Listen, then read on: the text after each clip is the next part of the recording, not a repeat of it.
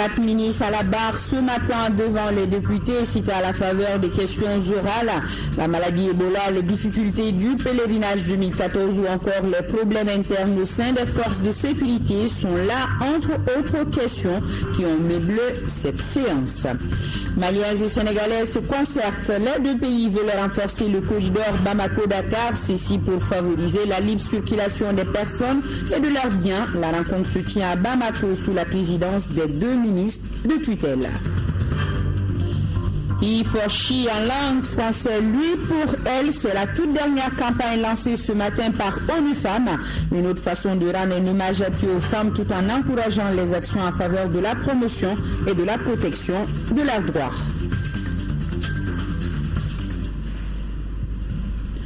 Nous sommes jeudi 4 décembre. Bonsoir à tous. Merci de votre présence. Commençons ce journal par les questions orales adressées à 4 ministres du gouvernement ce matin à l'Assemblée nationale. Il s'agit du ministre de l'Intérieur, de celui de l'économie et des finances, du culte et de la santé. Les questions orales étaient portées par des députés. Chacun d'entre elles dure 60 minutes. Voyons le détail de ces discussions avec Aloussine Touré. 4 questions orales, 4 d'horloge, 4 ministres. Ce sont là les ingrédients d'une partie de questions-réponses qui aura cristallisé toutes les attentions. C'est tout d'abord le ministre du culte qui va s'exposer aux questions et réflexions du député Ilias Goro et Lia Douanza. La filière gouvernementale du pèlerinage 2014, les difficultés rencontrées par nos pèlerins, les sommes investies et la qualité des délégués recrutés, telles sont entre autres questions auxquelles le ministre Thierno Diallo s'est efforcé à répondre en donnant soit des explications, soit des assurances quant au bon déroulement futur du pèlerinage. L'honorable Oumar Mariko a interpellé le ministre des Finances par rapport à la situation de l'ex-Betram devenu plus tard Betram SA. Selon lui, la société a été bradée et les travailleurs mis au chômage. En outre, il subsiste des doutes dans le règlement de cette transaction.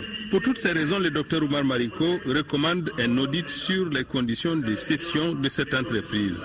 Dans sa réponse, Boiré Félix Sissoko a reconnu des doutes sur la qualité du chèque de 400 millions, mais avoue ne détenir aucun argument pour attaquer l'entreprise. Elle a cependant promis de pousser ses investigations. L'honorable Oumar Mariko, encore lui, revient face au ministre de l'Intérieur. Népotisme, arbitraire, indiscipline, ce sont entre autres les qualificatifs utilisés pour caractériser les rapports entre les éléments des forces de sécurité et leur hiérarchie. Ce n'est pas le cas et tous les avancements au sein de la police et de la gendarmerie se font au mérite, dira le général Sada Samaki. Enfin, l'honorable Amadou Araba Doumbia a interpellé le ministre de la Santé sur la survenue des cas de virus Ebola au Mali. Le cas de Faléa vers la frontière guinéenne, la création d'un comité interministériel ont été également évoqués. À toutes ces inquiétudes, le ministre Ousmane Koné a donné des apaisements. Je vous signale qu'après les questions orales adressées à plusieurs ministres, les questions d'actualité avaient à leur hors du jour la lutte contre Ebola et la poursuite dure avec le recensement administratif à vocation d'état civil. C'était toujours en présence du Premier ministre Moussa Mara et on va en parler demain avec Mahamadou Doumbia. Développement du transport sur le corridor Bamako-Dakar, experts maliens et sénégalais se concertent à Bamako depuis cet après-midi sur le sujet des réflexions qui aideront à favoriser la libre circulation des personnes et de leurs biens entre les deux pays. La cérémonie était co-présidée par le ministre de l'Équipement, des Transports et du Désenclavement et son homologue du Sénégal, Mansour Eliman Khan. Daouda Sidiki Diarra. Dans un contexte d'intégration régionale, le transport est un facteur important dans le développement des États. Le Mali et le Sénégal ont décidé de cheminer ensemble pour développer le corridor Bamako-Dakar dans ce sens. Les débats sont focalisés sur la situation actuelle des Transrail. À cet effet, la réaffirmation de notre engagement personnel à mettre en œuvre l'option institutionnelle, la gestion de la phase transitoire et la recherche de solutions appropriées pour relancer l'activité ferroviaire sur l'axe Bamako-Dakar doivent être au cœur de nos échanges. Nous devrons sans relâche préserver cet outil d'intégration afin de donner espoir à ces milliers de populations riveraines qui n'ont qu'un seul souci, faire renaître ce monde de transport qui a fait jadis la fierté de nos deux pays. J'ose espérer que Dieu nous donnera longue vie, qu'on puisse témoigner et voir des infrastructures du type autoroute à péage Dakar-Bamako ou train express rapide Dakar-Bamako. Ça, c'est juste le début d'un agenda qui va se poursuivre aussi bien au Mali qu'au Sénégal. La problématique de la charge à l'issue, l'utilisation des doubles réservoirs ainsi que les conditions d'utilisation de la gare routière des Beaux Maraîchers de Dakar sont autant de questions qui sont débattues par les experts du service de transport des deux pays. Aujourd'hui, certaines entraves ne devraient plus exister. Sur le fait que nos deux États sont signataires des instruments de facilitation du trafic au sein de la CEDEAO et de l'UEMOA, tels que le transit routier inter-État qui, s'ils sont bien appliqués, résoudrait la plupart de nos problèmes. Les travaux concernent également l'ouverture du corridor sud passant par Kéniéba. Des échanges d'expériences sont inscrits dans l'agenda des travaux, notamment le contrôle technique des véhicules, la confection des plaques d'immatriculation, la sécurisation des documents de transport et la gestion des postes de péage. ONU Femmes lance la campagne He for She, autrement lui pour elle. La campagne proprement dite ambitionne d'accroître la sensibilisation et d'encourager les actions en faveur de la promotion et de la protection des droits des femmes. Compte rendu Savona Kamisoko. La décoration de plusieurs personnalités politiques et religieuses et coutumières marque le lancement de la campagne He for She, qui veut dire lui pour elle. Ces personnes décorées se sont engagées dans la lutte contre les violences faites aux femmes et aux filles. La campagne He for She permettra à des hommes de s'exprimer et d'agir contre les inégalités entre hommes et femmes. Cette initiative d'ONU Femmes vise également à lutter contre les violences que subissent les femmes et les filles. Le but final est de soutenir le changement en faveur du respect des droits des femmes. L'inégalité homme-femme ne devrait donc pas être combattue seulement par les femmes. Des hommes qui ne sont pas auteurs et qui ne sont même pas victimes de l'inégalité homme-femme devraient aussi se lever et dire non. C'est pourquoi les Nations Unies, à travers ONU Femmes, ont initié cette campagne dénommée He for She pour faire avancer l'objectif 3 des OMD, pour en faire un mouvement de solidarité dédié à l'égalité des sexes, rassemblant la moitié de l'humanité pour appuyer l'autre moitié de l'humanité. Les plus hautes autorités se disent désormais engagées pour cette lutte en faveur de la gente féminine. La campagne He for She s'inscrit dans le cadre des 16 jours d'activisme contre les violences faites aux femmes. Et ce communiqué, le groupe parlementaire RPM se réjouit de la reprise de l'appui budgétaire du Fonds monétaire international à notre pays, dont les décaissements avaient été suspendus suite aux dépenses extra-budgétaires liées à l'achat de l'avion présidentiel et d'équipements militaires. Il félicite les autorités du Fonds monétaire international pour la diligence avec laquelle elles ont traité ce dossier. C'est le lieu de féliciter très chaleureusement Ibrahim Boubacar Keïta, président de la République, pour avoir fait preuve d'une transparence sans précédent dans les annales de l'histoire de notre pays, en instruisant au gouvernement de mettre à la disposition de la Cour suprême et du vérificateur général toutes les pièces justificatives afférentes aux deux marchés ayant fait l'objet des dépenses extra-budgétaires, et en donnant toute la latitude nécessaire à ces deux institutions de la République pour accomplir leur mission en toute indépendance. Le groupe parlementaire RPM réaffirme son soutien sans faille à l'action du président de la République et lance un vibrant appel à tous les fils et filles de ce pays afin qu'ils se donnent la main pour bâtir notre maison commune, le Mali, sous la direction éclairée du président de la République.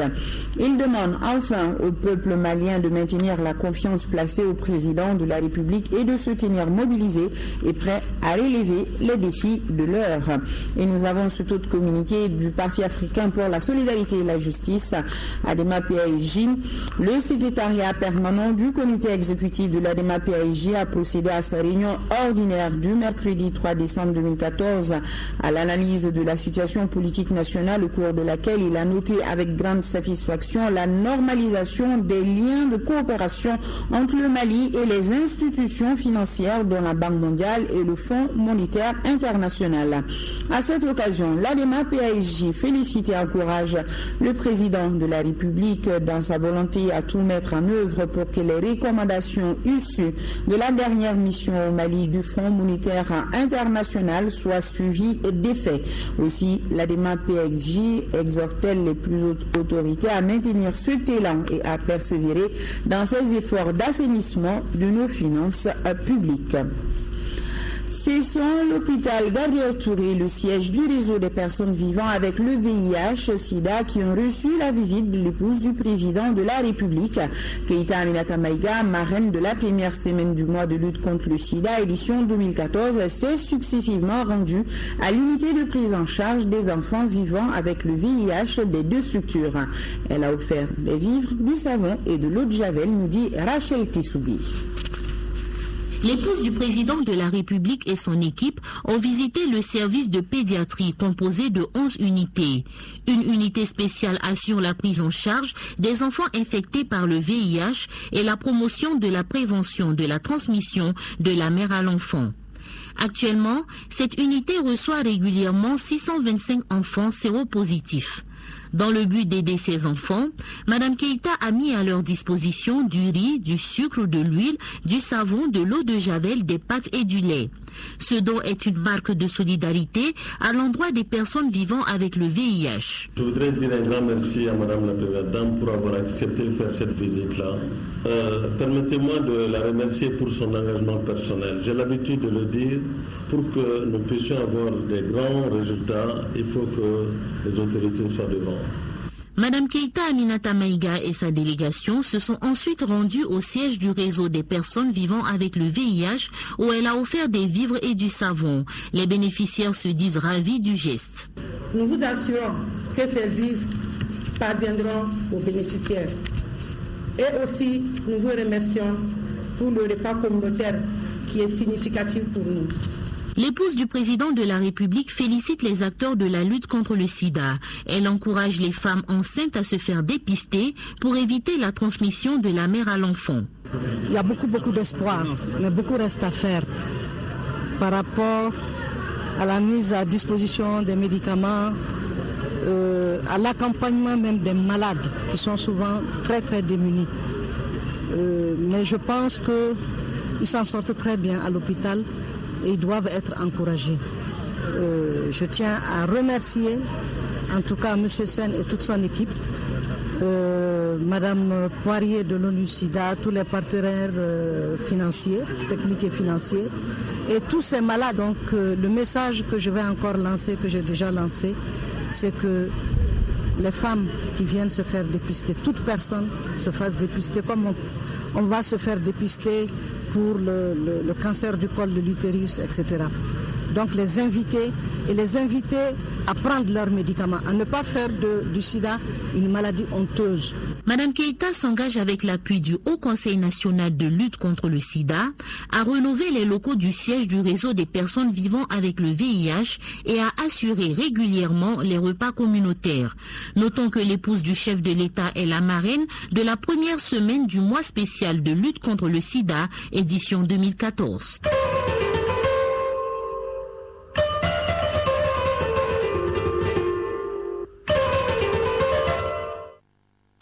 Dans le cadre des efforts de lutte contre l'épidémie de la fièvre hémorragique à virus Ebola, le gouverneur du district de Bamako a organisé ce matin une journée d'information et de sensibilisation à l'endroit des leaders religieux. Moussa Fane nous en parle. La lutte contre le virus Ebola au Mali est aujourd'hui une préoccupation nationale. C'est dans ce cadre que le gouverneur du district de Bamako a rencontré toutes les confessions religieuses. Une rencontre qui vise à informer et à sensibiliser les leaders religieux sur les méthodes de prévention contre la maladie Ebola. Nous sommes très contents de cette rencontre parce que ça permet de clarifier les notions ça permet de donner les informations justes, à nous prévenir contre cette maladie. En tant que leader, nous avons également le devoir d'engager nos populations pour qu'elles puissent appuyer les efforts de nos autorités et de notre pays dans leur détermination à combattre ces terribles fléaux. Cela nous donne encore beaucoup de courage et beaucoup de satisfaction afin de pouvoir aller propager aussi ce message de prévention dans les églises. Selon le gouverneur du district de Bamako, la rencontre devra permettre de mieux informer les religieux afin qu'ils sensibilisent les fidèles. Il était bon et convenable qu'on puisse les réunir et pour les informer cernement, en toute vérité et en toute responsabilité, pour espérer qu'à leur retour au niveau de leur office respectif, qu'ils puissent aider à véhiculer la bonne information. Situation de la lutte contre la maladie à virus Ebola au Mali à la date du jeudi 4 novembre 2014. Ce jour, jeudi 4 décembre 2014, la situation de la lutte contre la maladie à virus Ebola se présente comme suit. 7 cas positifs, 6 liés aux patients guinéens et la fillette de Caille, 5 décès dont 4 liés aux patients guinéens. Un cas confirmé est toujours en traitement dans un centre spécialisé. 0 nouveaux cas confirmés ce jour. Un cas suspect enregistré ce jour. Le nombre de personnes contacts est de 60. Le nombre de contacts suivis ce jour est de 58. Le nombre de contacts non vus est de 2, soit un taux de suivi de 96,66%. Un cas guéri est libéré le vendredi 28 novembre 2014. Malgré la stabilisation de la situation, le gouvernement appelle la population à la vigilance et à signaler tout signe pouvant évoquer cette maladie aux services compétents afin de réunir toutes les conditions favorables à une guérison. Le gouvernement renouvelle son soutien aux agents de la santé et aux services de sécurité pour faire respecter avec rigueur le conseil de contrôle sanitaire. Le gouvernement remercie l'ensemble de la communauté internationale pour son appui conséquent dans la lutte contre la maladie et ses témoignages de solidarité à l'endroit du Mali. Le gouvernement invite toutes les personnes ayant eu des contacts directs ou indirects avec les personnes déclarées positives à se faire identifier pour un contrôle sanitaire en appelant les numéros verts 80 00 89 89, 80 00 88 88, 80 00 77 77. Clôture au carrefour des jeunes de Caille de la première édition de Rap Show Jeunes. Durant une semaine, les groupes de rappeurs ont informé et sensibilisé leurs mélomanes sur la fièvre Ebola et le VIH-Sida. Le reportage de Moriba Keïta. Cette première édition Rap Show Jeunes à Caille a été une occasion pour la direction régionale de la jeunesse et des sports et ses partenaires de former, d'informer et de sensibiliser les jeunes sur la fièvre à virus Ebola, le VIH-Sida et la citoyenneté à travers les rappeurs. Durant une semaine, les rappeurs se sont produits dans les 6 quartiers de Caille pour informer et sensibiliser leurs camarades jeunes sur la prévention de ces fléaux. Cette semaine de sensibilisation s'inscrit en droite ligne dans la continuité de celle que vous avez entreprise il y a de cela un certain temps. Elle est également conforme au programme national de promotion de la jeunesse, PNPJ, notamment au niveau de son axe 1, renforcement de l'encadrement socio-éducatif de la jeunesse. Ce genre de fléau est plus particulièrement dangereux pour la jeunesse, parce que la jeunesse c'est l'avenir. Et si la jeunesse prend conscience, il faut se battre, je pense que c'est de bons augures pour l'avenir. Ebola, tant que ça existera, nulle part nous ne serons à l'abri. Donc, écoutez bien, comprenez bien les messages qui ont été véhiculés tout à l'heure, respectez les mesures d'hygiène. A noter que cette cérémonie s'est déroulée en présence du directeur national adjoint de la jeunesse et des sports, vivement la seconde édition.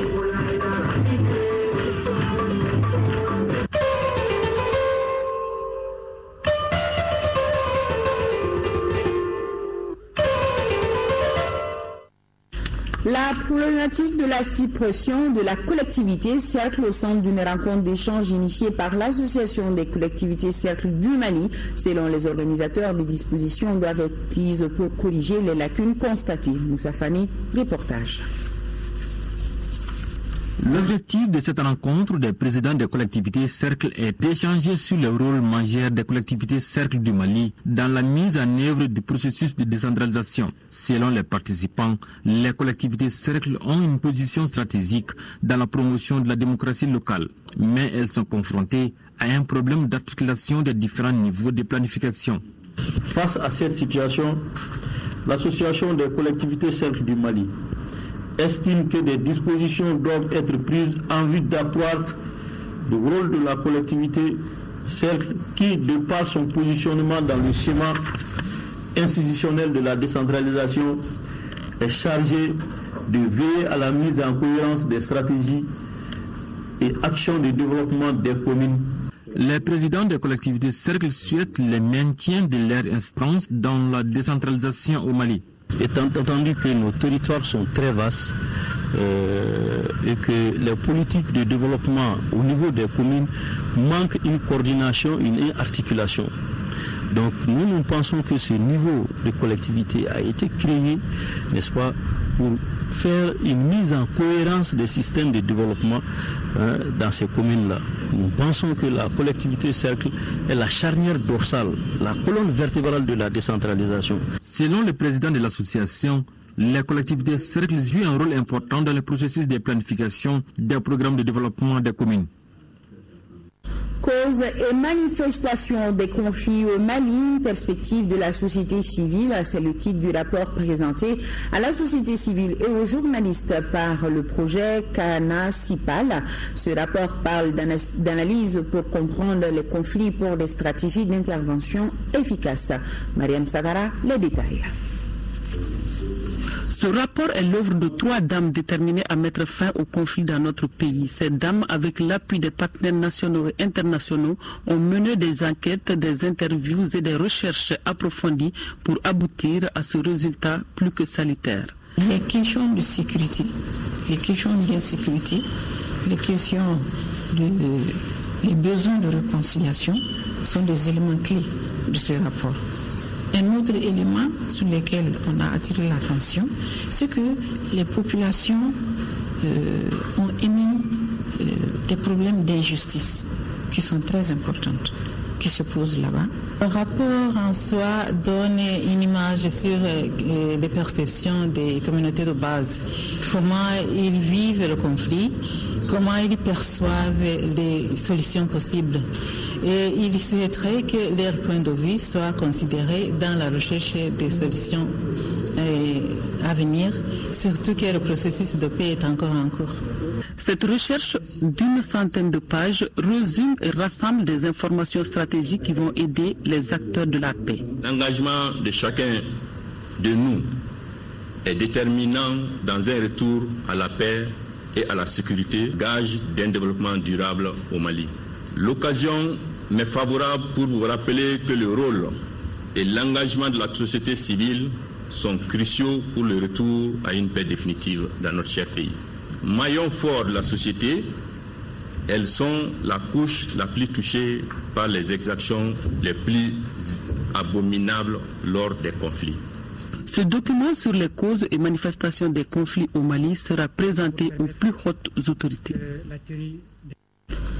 Le bureau politique national de la CNAS face au RR demande que tout accord éventuel sur le nord du Mali soit accompagné d'une déclaration solennelle sur l'honneur signé de tous les pays et organismes membres de la médiation internationale et par laquelle ils s'engagent tous individuellement et collectivement à cesser immédiatement et définitivement tout appui direct ou indirect, politique, diplomatique, militaire ou financier aux groupes armés à l'origine de la crise dans le nord du Mali. Clôture de la formation des jeunes du Parti citoyen pour le renouveau PCR sur l'option politique libérale et le projet de société. Cette session de 2 jours aura permis à une quarantaine de jeunes militants et sympathisants du parti d'être mieux outillés sur les fondements du libéralisme, les bases de la démocratie, le sens de la responsabilité et le respect des droits fondamentaux. Adibou Koulibaly. La première mission d'un parti politique est la conquête du pouvoir, mais la quasi-totalité des partis a tendance à oublier un aspect fondamental, celui de la formation politique de ses militants. C'est ce que le Parti citoyen pour le renouveau a compris en initiant une formation sur l'option libérale et le projet de société à l'adresse de ces jeunes. Au cours de cette formation, nous avons appris les principes fondamentaux du libéralisme. Et les principes fondamentaux du libéralisme, c'est-à-dire un état de droit, le droit de l'homme, une économie de marché et la démocratie libérale. Je voudrais prendre l'engagement ici devant vous, au nom de l'institution que je représente, l'engagement de continuer à renforcer et à accompagner le PCR comme entité politique. J'étais fier quand j'ai vu dans votre programme que vos formateurs ont fait le lien entre notre option libérale et la charte du Mandé. Il revient maintenant à ces jeunes formés d'être le relais auprès de la base pour rehausser l'image du Parti citoyen pour le renouveau à l'intérieur du pays. Présentation des lettres de créance du docteur Oumar Keïta, l'accréditant en qualité d'ambassadeur délégué permanent de la République du Mali auprès de l'Organisation des Nations Unies pour l'éducation, la science et la culture, UNESCO. La cérémonie a été suivie d'une brève réunion avec la directrice générale qui félicita notre compatriote pour avoir été le premier ambassadeur du Mali auprès de l'UNESCO en réitérant la place qu'occupe l'UNESCO dans le concert des nations.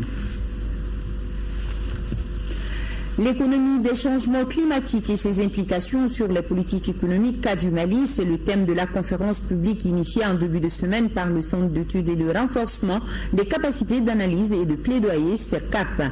Il s'agit d'informer les participants de l'impact des changements climatiques sur l'économie pour une meilleure prise en compte de cette problématique dans l'élaboration des politiques nationales de développement. Nous Sissoko, reportage.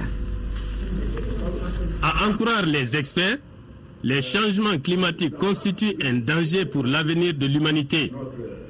L'Afrique, qui participe faiblement à la pollution, demeure le continent le plus menacé par le phénomène, qui remet en cause les efforts en matière de croissance et de lutte contre la pauvreté. Le Mali ne fait pas exception à la règle.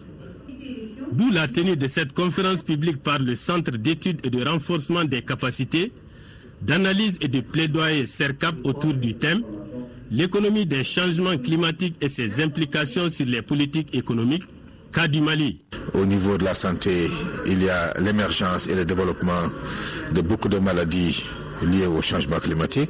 Donc on peut dire que pratiquement tous les secteurs d'activité sont touchés. Et les populations s'adaptent par la migration, les populations s'adaptent par la vente de certains de leurs actifs. Les populations s'adaptent parfois en menant des activités qui sont encore plus désastreuses pour la terre, pour le sol. Donc je crois qu'il faut organiser les stratégies d'adaptation. La problématique des changements climatiques doit être perçue à sa juste mesure par les acteurs politiques, scientifiques et techniques. La question des changements climatiques faut donc s'analyser à la fois comme une menace, mais aussi comme une opportunité nécessitant des actions et mesures individuelles et collectives de toutes les parties prenantes, voire de toutes les nations, incitant à agir pour l'intérêt général. Les acteurs évoluant dans le secteur de l'environnement ont fait des contributions sur les avancées enregistrées par notre pays dans cette lutte. Le projet d'appui au système d'exploitation en zone cotonnière a tenu ce matin la deuxième session de son conseil d'administration. Au menu de cette rencontre, l'adoption du projet programme de 2015, entre autres. Pour atteindre les objectifs du projet programme de 2015, le projet d'appui au système d'exploitation en zone cotonnière mobilisera 2 milliards de francs CFA. Abraham Meiga. Démarré en 2013, le projet d'appui au système d'exploitation en zone cotonnière a déjà réalisé d'importantes activités en 2014. Ces réalisations ont concerné l'appui du réseau des unions des sociétés coopératives de producteurs de coton en équipement roulant, le recyclage de 13 formateurs, 260 animateurs et plus de 3400 néo-alphabètes. À cela s'ajoute la restitution de l'étude diagnostique du réseau des unions des sociétés coopératives de cotonculteurs du Mali et l'organisation de plusieurs ateliers de formation, tant sur le plan national que régional. Le projet est basé sur la formation parce qu'il devait acheter des voitures, les voitures sont déjà là. Il devait acheter les motos sont là. Pour 2015, le projet prévoit une intensification de l'alphabétisation des producteurs de coton, la sensibilisation des producteurs et des élus sur la réglementation OADA, l'appui des producteurs en équipement de bureaux et en matériel roulant. L'agenda 2015 présage également l'amélioration de la gouvernance coton, de la productivité et la durabilité des exploitations du système coton. La réalisation de ces actions nécessitera la mobilisation de 2 milliards de francs CFA. Il vise également à améliorer la gouvernance de la filière coton grâce à un renforcement des capacités des unions de producteurs afin qu'ils puissent mieux co-gérer les fonctions critiques au sein de l'interprofession. Il vise enfin à sécuriser les revenus des producteurs de la filière et de l'État. Cet objectif découle de l'amélioration de la productivité et de la gouvernance de la filière. Pour arriver à ces résultats, les administrateurs ont au cours de ce conseil fait le point des recommandations de la première session. Ils ont aussi examiné et adopté les rapports d'activité 2014 du projet, son bilan financier avant d'adopter le projet programme de 2015. Fin ce week-end de la foire des innovations paysannes au Palais de la Culture de Bamako. Cet espace de 2 jours a permis aux paysans d'exposer leur savoir-faire. À l'arrivée, les meilleures innovations paysannes ont été primées et c'est Aminata Dambélé qui enlève le premier prix pour avoir inventé un produit de lutte contre les parasites des cultures maraîchères à base d'une plante. Découvrons ensemble avec Mamadi Kouni. Sur les 14 postulantes aux meilleures innovations paysannes, 3 ont été primés. Le prix de la meilleure innovation paysanne revient à Aminata Dambélé de Farako, dans la région de Ségou. Elle a expérimenté un produit de lutte contre les parasites des cultures maraîchères à base d'une plante de la localité. Le deuxième prix est enlevé par Nouhoum Traoré de Baraweli pour avoir confectionné une couveuse en banco. Quant au troisième prix, il est revenu à Lassana Sorokouma de Mané dans le cercle de Touminian.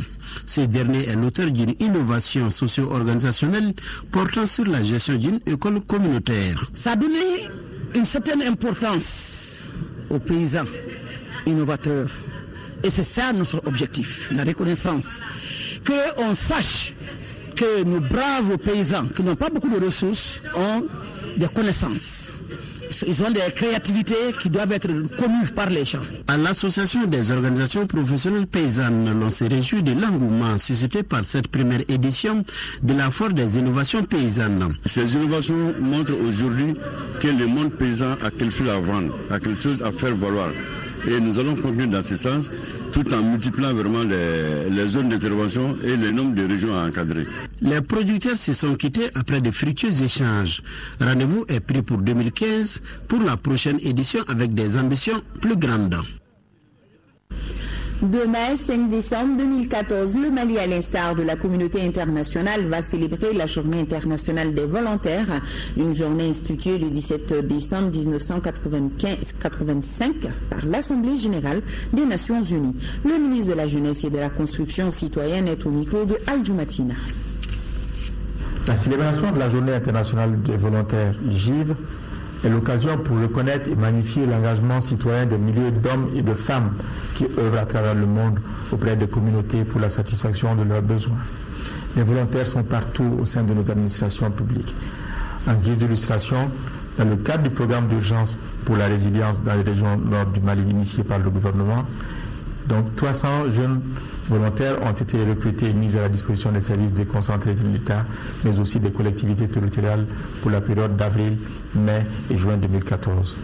Nous venons de procéder à Koulikoro au lancement du deuxième camp de volontariat jeune, couplé avec la prestation de serment de 150 volontaires nationaux qui, pendant 2 ans, iront servir notre pays auprès des communautés vulnérables.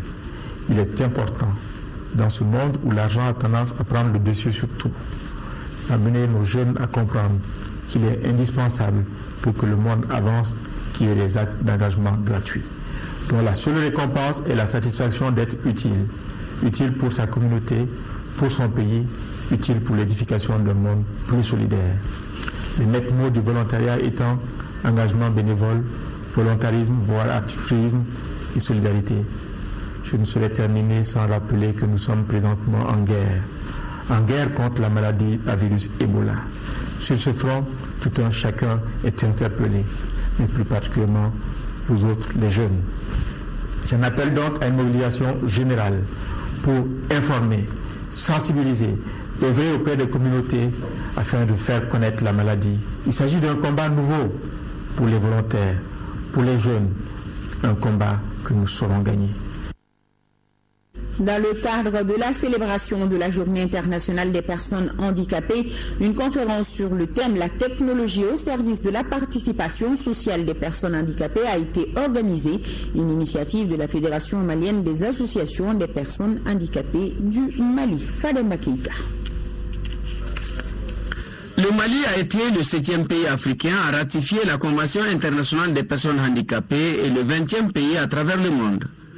L'article 4 de ce document de 37 pages traite des obligations générales auxquelles les États signataires doivent faire face. C'est pour véhiculer le contenu de la dite convention qu'a été organisée la présente conférence de presse à l'occasion de la Journée internationale des personnes handicapées. La chose la plus importante pour nous en tant que service technique, pour les personnes handicapées, pour les organisations en charge des personnes handicapées, mais aussi pour le ministère en charge de la question du handicap, c'est la connaissance de ces textes qui ont été ratifiés par la République du Mali.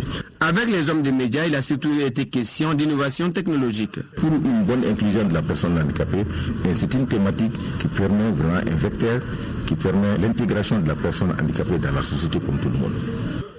Les personnes vivant avec le handicap reconnaissent les efforts consentis par l'État, mais souhaitent que l'égalité des chances soit accordée à tous les membres des 17 associations des personnes handicapées.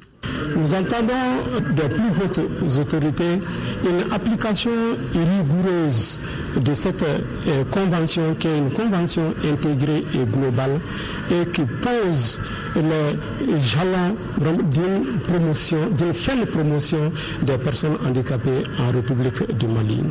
Le 22e anniversaire de la Journée internationale des personnes handicapées a été l'occasion pour la Fédération nationale de rappeler les principes généraux stipulés dans l'article 3 de la Convention, à savoir le respect de la dignité intrinsèque, la non-discrimination, l'égalité des chances, l'accessibilité à travers la santé, l'éducation, l'emploi et la formation, l'égalité entre les hommes et les femmes et le respect des droits des enfants handicapés.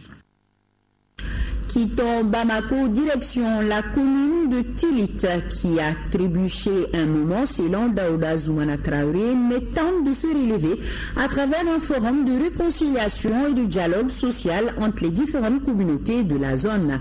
Organisé par la mairie, le Conseil danois pour les réfugiés et le Haut Commissariat aux réfugiés, ce forum vise à former un front commun contre les ennemis tout en mettant les communautés au premier rang du développement de leur commune. Les communautés d'Intelit sont soudées depuis l'aube des temps, dira le maire de cette commune rurale. Pour maintenir ce cap, elles ont jugé bon de se réunir en collaboration avec leurs alliés afin de tracer des lignes de conduite à même d'accroître le bonheur des habitants des 21 fractions de la commune. Plus que jamais, à travers votre présence, vous montrez à l'humanité tout entière que la paix est un lourd défi, certes, mais pas insurmontable. Vous êtes aujourd'hui une leçon de dignité, de convivialité, de fraternité donnée à l'ensemble de ce pays.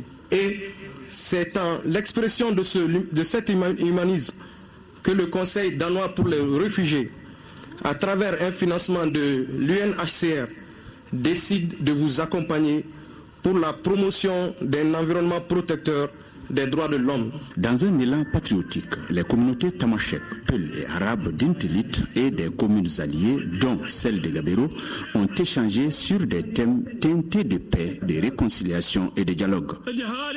La délégation, les délégués qui sont arrivés aujourd'hui sont arrivés, n'est-ce pas, en appui de ce que nous cherchons, du rêve que nous voulons réaliser, c'est-à-dire l'unité nationale, la cohésion sociale, la reconstruction de ce qui a fait de nous des Maliens et qui nous a toujours unis dans le passé, le présent et le futur. Et ça, ce sont nos liens sociaux.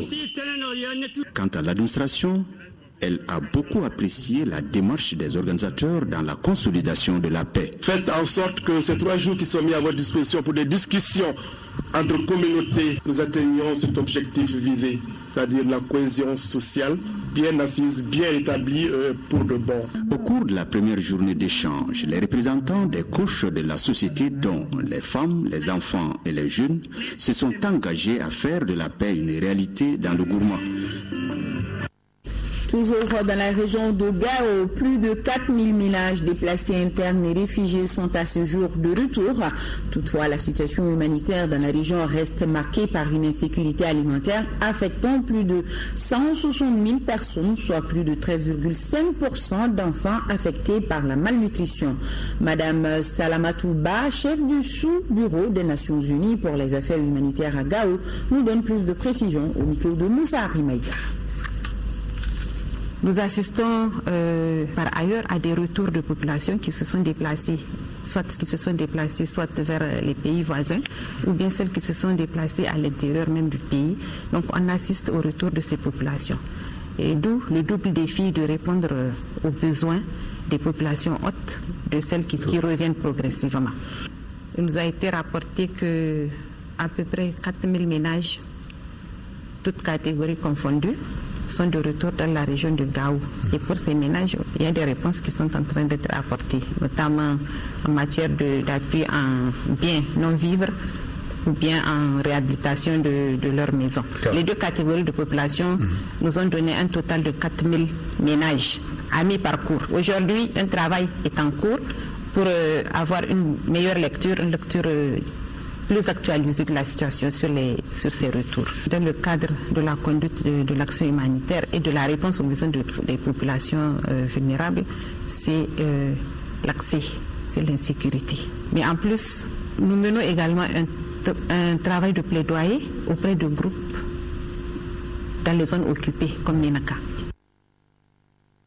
Et retrouver justement Moussa Arimaïga ce soir dans nos programmes avec cette nouvelle émission de débat télémensuel consacrée à la paix et à la réconciliation nationale. Notre culture peut-elle nous réconcilier? Tel est le thème de ce premier numéro qui sera diffusé ce soir à partir de 22h15 avec comme invité le professeur Gaussou Diawara, dramaturge, Almami Koureichi, chef de cabinet du ministère de la Culture, docteur Mamadou Fanta Simaga, sociologue, Djadji Ama Sango, professeur de lettres et membre du Récotrad, et Abdoulaye Andan, journaliste culturel à Radio Clédou, dans un débat dirigé donc par Moussa Arimaïga, et c'est à partir de 22h15 sur l'ORTM. Les trésors de Médina Koura, c'est l'intitulé d'une exposition dont le vernissage a eu lieu hier après-midi. C'était à la galerie Médina, organisatrice de l'activité. Les photos, objets et outils de travail d'une autre époque de ce vieux quartier ont réveillé les souvenirs du public présent. Chez Boumar Sangal. Les trésors de Médina Koura, une exposition participative et originale. Un voyage dans le passé pour faire revivre les époques nostalgiques de l'histoire de l'un des plus vieux quartiers de Bamako. Médina Koura, autrefois site d'habitation des Sofa de Samori Touré, appelé Sofa Bougou. Presque tous les aspects de la vie du quartier sont ressortis à travers les œuvres présentées. Il est plus que temps de réveiller ce que nous avons de positif.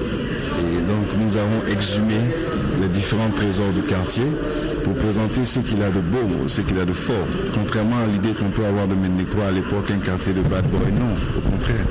Des espaces comme la rue 14. Du textile à la photographie, en passant par l'installation des objets d'usage courant, la projection vidéo et même certains dossiers individuels. Bref, c'est le rendez-vous avec le Médina Koura d'une autre époque. Le public sorti nombreux n'en demande pas mieux.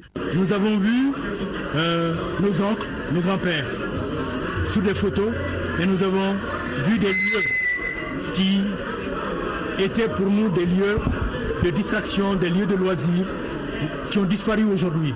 Mais en même temps, aujourd'hui, nous avons ce bonheur de voir nos oncles, nos tantes, qui restent encore parmi nous. L'exposition Les Trésors de Médina Koura a mobilisé une vingtaine de photographes du Mali et ceux des Médina d'Algérie, du Maroc, de la Tunisie et des îles Comores. Elle durera 2 mois. Beaucoup de découvertes. La deuxième édition des rencontres cinématographiques de Bamako au Festival international de N'Djamena se tiendra le samedi prochain à Magic Cinéma ex-Babemba de Bamako. La particularité de l'édition 2014, l'événement se passe en une journée autour du thème l'éducation au service du développement durable. Pour plus de précisions, nous écoutons Suleiman Sissé, cinéaste et président de l'UCKO. Il est au micro de Modibo Souari. Au départ, les rencontres, c'était pour permettre aux cinéastes de rencontrer son public, de parler avec son public, d'attirer cette nouvelle génération qui veulent faire du cinéma mais qui ont peur de s'approcher. Le problème de l'éducation est devenu un problème majeur. L'éducation dans tous les sens, l'éducation englobe la formation à tous les niveaux. Nous devons être formés pour répondre aux exigences de la société. Le nouveau Mali se fait avec une certaine éducation de base. Et cette éducation, c'est le minimum qu'on peut nous exiger. Et c'est la raison pour laquelle nous avons tenu à faire écho de l'éducation durable dans notre société. 2014, la particularité, nous le faisons en une journée. Nous commençons le matin et on termine à 17h30. Et là, nous avons des films inédits qu'on ne veut pas dévoiler. Et d'ailleurs, à cette occasion, nous avons promis de remettre aux chaînes de télévision 2 documentaires qu'on a fait à N'Djamena, gratuitement. Nous faisons des programmes très simples. 9h, et à l'ouverture, nous rendons hommage à 3 personnalités que nous aimons beaucoup et qui nous ont beaucoup aidés. Il s'agit de Youssouf Tata Cissé, il s'agit de Dansoko et il s'agit de André Daventure qui nous a aidés d'ailleurs, qui a soutenu le cinéma malien depuis son départ, depuis 1974 jusqu'à sa mort. Sur un tout autre plan, le village d'Onyoumana, dans la commune de Safo, a abrité la ziyara organisée à la mémoire de Mohamed El Madani Aïdara, fils du guide spirituel d'Ansardine. Durant 2 jours, les fidèles d'Ansardine, venus de divers horizons, ont fait des lectures de Coran, des bénédictions pour le pays et pour tous les fidèles. Envoyés spéciaux Al-Jumatina et Sidi Mouribou Dambélé. Environ 27 000 fidèles d'Ansardine ont convergé vers le village d'Onyoumana dans la commune rurale de Safo pour magnifier cet événement de recueillement. Il s'agit de la ziara organisée en la mémoire de Mohamed El Madani Aïdra, fils du guide spirituel d'Ansardine, Cheikh Chérif Ousmane Madani Aïdra. Rendre visite à ceux qui sont morts, qui ne peuvent plus rien faire, c'est prier pour eux et c'est espérer qu'un jour on puisse prier pour vous-même. Donc la ziara est une pratique que le prophète sallallahu alayhi wa sallam a fait. Venus de toutes les régions du Mali, d'Afrique et d'Europe, les fidèles d'Ansardine durant des jours ont imploré la grâce divine. Actualité oblige, ils n'ont pas oublié de faire des bénédictions pour le pays. C'est un moment de recueillement, un moment de piété et nous avons une pensée profonde pour notre pays, problème lié au pourparlers en Alger et également la maladie qui menaçait notre pays, dont quelques cas, poches de cas ont été connus et nous espérons que cela soit complètement éradiqué. Désormais à Donoumanon, la ziara Mohamed El Madani Aïdra prend date dans le programme d'activité des fidèles du guide spirituel d'Ansardine. Voilà, c'est tout pour ce journal. Grand merci à nos téléspectateurs de Kona. Demain, Aoui Touré sera là pour les éditions du soir et celle du matin sera une présentation de Mohamed Touré. La météo tout à l'heure avec Abibatou Djakité. Notez aussi le JT des formations avec Rachel Tessougué. Merci à tous et restez fidèles à nos programmes. Bonsoir.